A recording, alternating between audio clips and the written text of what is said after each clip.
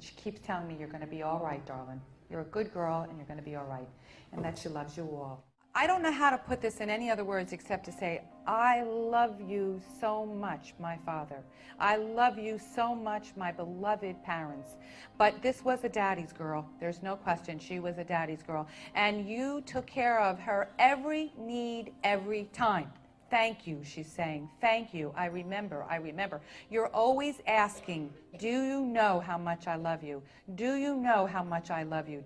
Daddy loves you. She says, Daddy, I know. I know. And she keeps telling me to answer that question for you, because when you're alone, you ask her all the time. She tells me that you just recently moved some photographs around. She saw you moving some photographs. She saw you standing there, and you were standing there lingering, looking at the pictures. It was of great joy to her because she was speaking to you in your subconscious. The two of you are wonderful parents. Please remember that always. There was nothing more you could have done. They want you to know that. She also says that there's something about it looks like a cruise. Are you both going on a cruise, or are you doing something by the boats, or? Yeah, we have a family cruise every 5 years. Okay. And we didn't want to go this year because of her, and she wants us to go. Oh my God. No, she wants you to go. Please. Did you ever witness an event where necromancy, or even something that would be popularly called channeling today, took place, where you actually heard the voice of someone in response to someone's questions? Yeah, a number of times, but there was one time in particular that fascinated me because it was unique.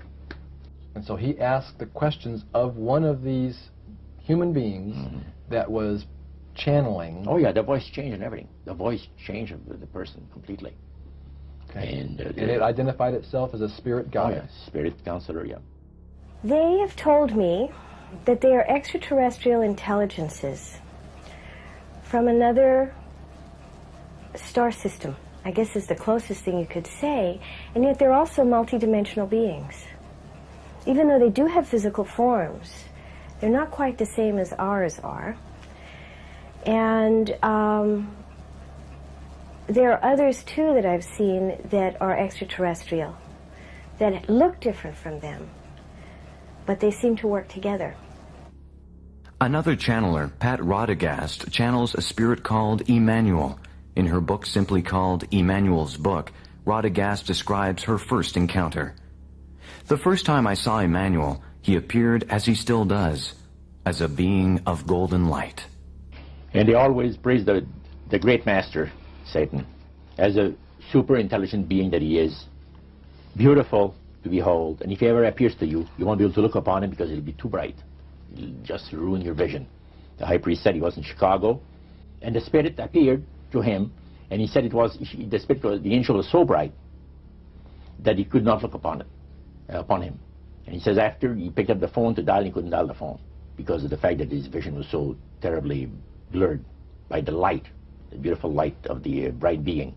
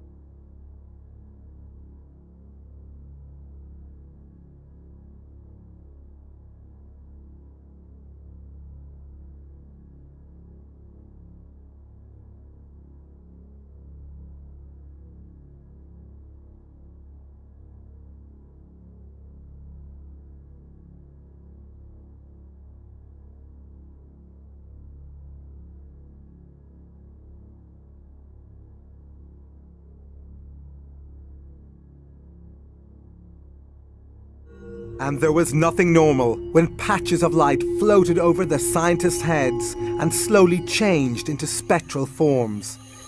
The diffuse patches of light would take the form just of a human face, moving round the room with the direct voice very, very faintly coming from the diffuse patch of light, and the lips moving again very faintly.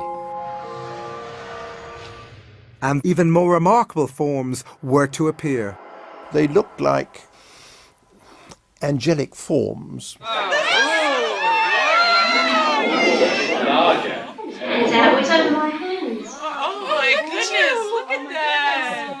was very fortunate that one came and landed on my hand.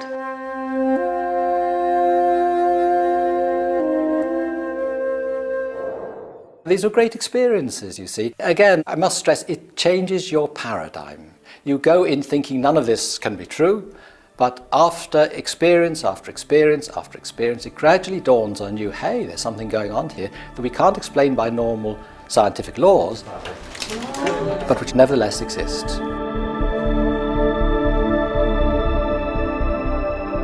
While it was recording, nothing unusual was seen.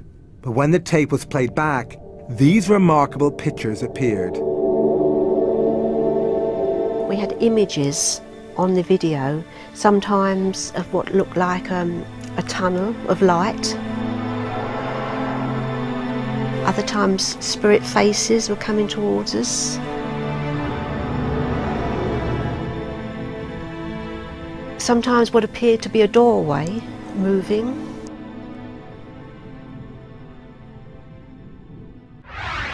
Skeptics claim these images were created by video feedback, occurring when a camera records its own output. But scientists have ruled this out. Video feedback doesn't produce this kind of result. As to what these extraordinary pictures represent, we can only guess, since their meaning was never explained to the Skoll group. This video, also totally unexplained, appears to be a ghostly face with moving eyes. Later, a few video experiments were attempted in full light. Again, nothing unusual was seen during the recording. However, on playback, this unworldly figure appeared.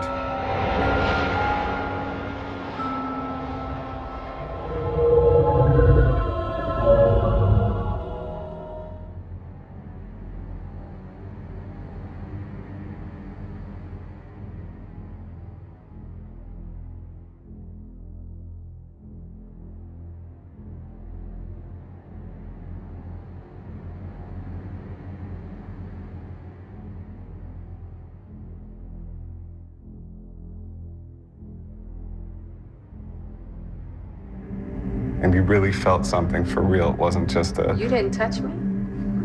They were... No. Somebody touched my shoulder. David?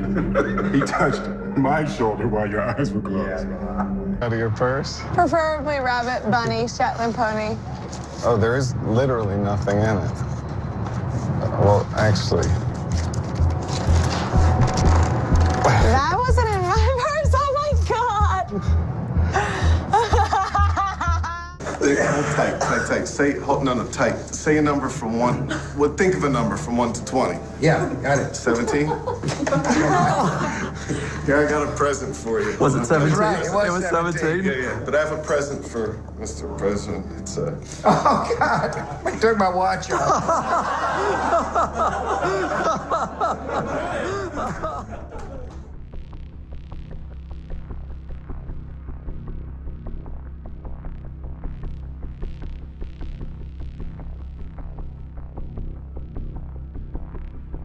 I think we're being set up for something very serious and very big by some very powerful secret societies that very well could have extraterrestrial or otherworld intelligence guiding it.